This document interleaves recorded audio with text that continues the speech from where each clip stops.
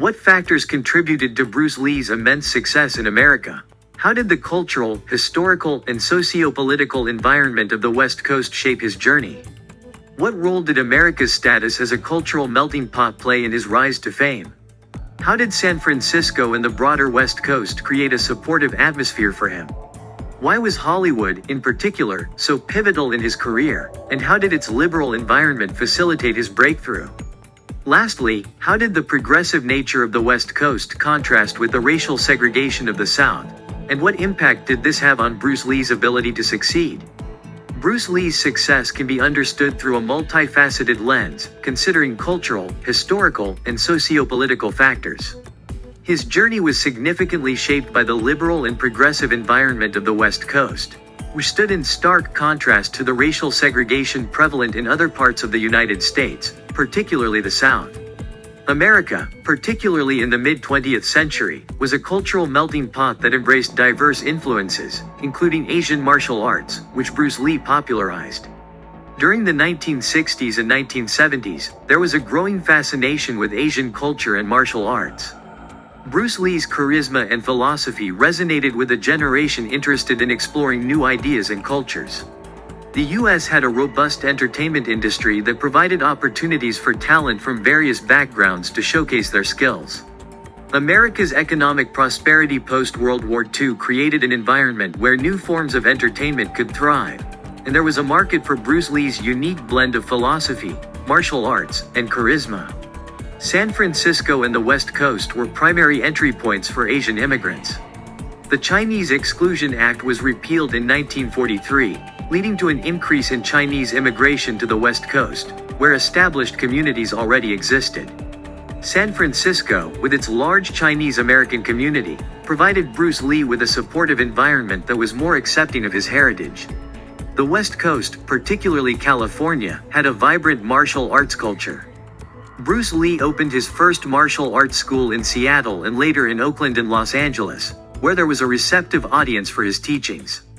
The counterculture movement of the 1960s and 1970s in California embraced alternative philosophies and lifestyles, making it an ideal place for Bruce Lee's integration of martial arts and philosophy.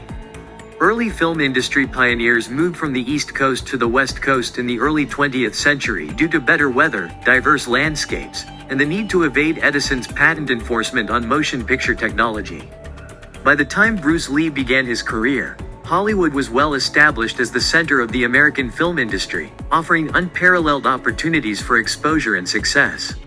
The West Coast, and California in particular, has long been associated with liberal and progressive ideals.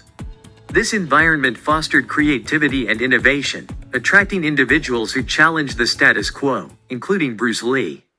Hollywood's liberal environment and emphasis on diversity allowed for more inclusive storytelling, giving Bruce Lee a platform to break stereotypes and introduce martial arts to a broader audience. The West Coast's deep roots in liberalism provided a more inclusive and accepting environment compared to the racial segregation laws in the South. During the same period, the South was enforcing Jim Crow laws, which mandated racial segregation in public facilities. For example, black and white people were forbidden from sitting together on buses, using the same restrooms, attending the same schools, or living in the same neighborhoods. Such segregation created a climate of exclusion and discrimination that would have severely limited opportunities for a person of color like Bruce Lee. In contrast, California had a more progressive stance on racial integration and civil rights. For instance, in 1947, California's legislature passed the Unruh Civil Rights Act, which prohibited racial discrimination by businesses. Additionally, the West Coast saw significant activism during the civil rights movement, with a focus on dismantling segregation and promoting equality.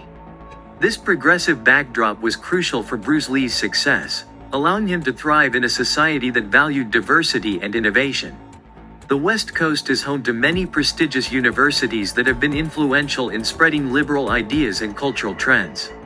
The intellectual environment contributed to the progressive culture that embraced Bruce Lee's innovative ideas.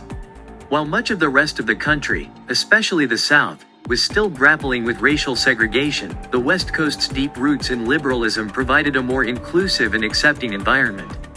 This progressive backdrop was crucial for Bruce Lee's success, allowing him to thrive in a society that valued diversity and innovation. As we saw in episode 5, the liberal spirit of the West Coast allowed Bruce Lee to break barriers in Hollywood. But why did he decide to return to Hong Kong? And how did this move shape the final chapter of his groundbreaking career in martial arts cinema? And what about Wong Jack-man? How did his life journey contrast so sharply with Bruce's? Stay tuned for episode 6 to find out. I teach martial arts to people, not to nations. I have no hard feelings towards any nationality.